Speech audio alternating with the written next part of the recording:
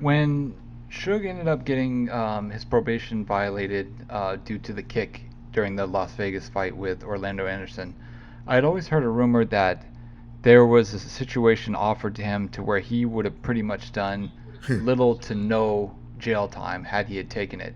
Can you talk about that and talk about if that's true, and then if it is, what the details behind it were? Whew, whew.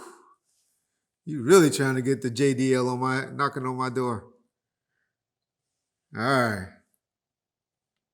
This is what happened. There was this reporter from the LA Times named Chuck Phillips. When Suge got brought in and violated, they were on his butt and writing stuff in the LA Times every day. We found out later, because I got a relationship with Chuck Phillips later, and Chuck was like, man, Reggie, I was getting all this information from somebody that lived in the Malibu, the colony, which is, in Malibu, California. That's this gated community called the colony, where all these expensive gated communities. I mean, back in the 90s, Tupac and Suge had a spot in the colony. They had just moved in, and no white folks was mad, pissed. Because you had people like Larry Hagman, JR.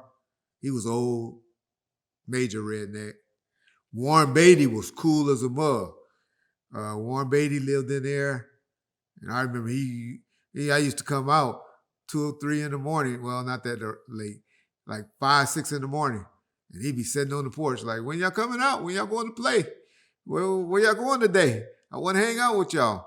Warren Beatty was cool, just like he was in that show with our girl with Holly Berry and Baps and stuff like that. He was cool. But anyway, and so we was like, yeah, he was like, I was getting all this information from them because people in there was mad. And they were calling, talking about Suge Knight renting this house from Longo, Larry Longo, who's this DA, his family trust and all that, was the DA. And they was like, and so then he found out that Gina Longo was signed to Death Row. She wasn't really signed to Death Row, but she had an artist development deal with Death Row. And so he started putting 2 and 2 together. And he was writing about how Gina Longo had this deal with Death Row, and Larry Longo was the supervisor on Suge's probation violation case. He was the one that made a deal for Suge not to get a 9 years joint suspension and 5 years probation. And that was a hell of a deal for Suge, who had some issues before.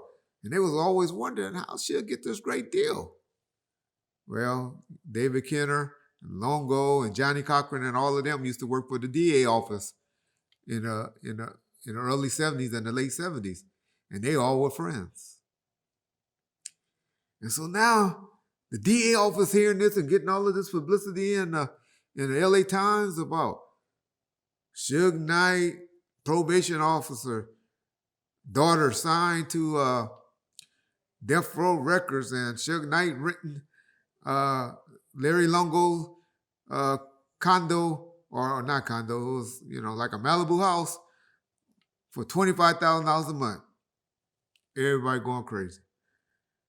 So they bring Suge in, like I said, on this host. It first turned out to be a dirty test for marijuana, which Suge didn't smoke no weed, y'all. Suge was smoking no Cuban cigars back then.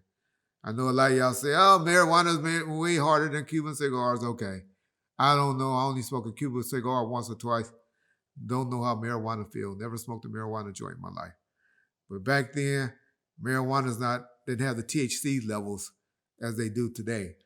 And niggas were smoking chronics with still seeds in them. With no seeds or cess. I hear that give you a headache. That's what niggas were smoking in the 90s. But those Cuban cigars was Cuban cigars. They were the thing, right? So that's what Suge was smoking. But they said he had a dirty test, which we knew was some bullshit. And so then once he got in there, they were like, hey, Mr. Knight, David Kenner can't represent you. We're going to give you this court-appointed attorney. And he's going to take you talked to him, and the Judge Ziegler, was like, you going to go hear him out. You just go back there and talk to him and hear him out. Suge was like, nah, I got my own attorneys. I said, no, go back there and hear him out. So Suge went back there and heard him out. And this dude was like, okay, I've been authorized to offer you. You tell us any information on Longo and David Kenner's dealing for you to get this great deal, and you signing Longo's daughter to a contract, Gina, and you renting the house as payment or kickback to Mr. Longo, and we'll let you go right now. They'll let you go because they really want Longo and Kenner. Suge looked at them, told them, I don't know who y'all think y'all talking to. Now, I mean, I'm getting this from Suge. This is what he said. But I know it to be true that that offer was offered to him because it became, public knowledge later in his probation hearing. But he said, I'm not no rat. I'm not going against them for y'all.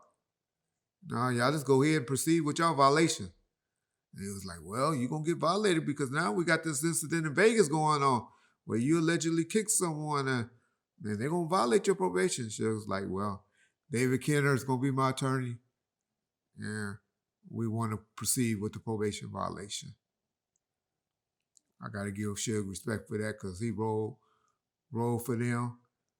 And eventually got 9 years. His company lost a lot of his artists, lost a deal with fucking Universal because they had a stipulation in their agreement where he was getting $20 million a month guaranteed. And then, his points, his 50% points after they recoup everything on every album that was guaranteed, lost that deal and just lost a lot of stuff behind him being loyal to or not being a rat.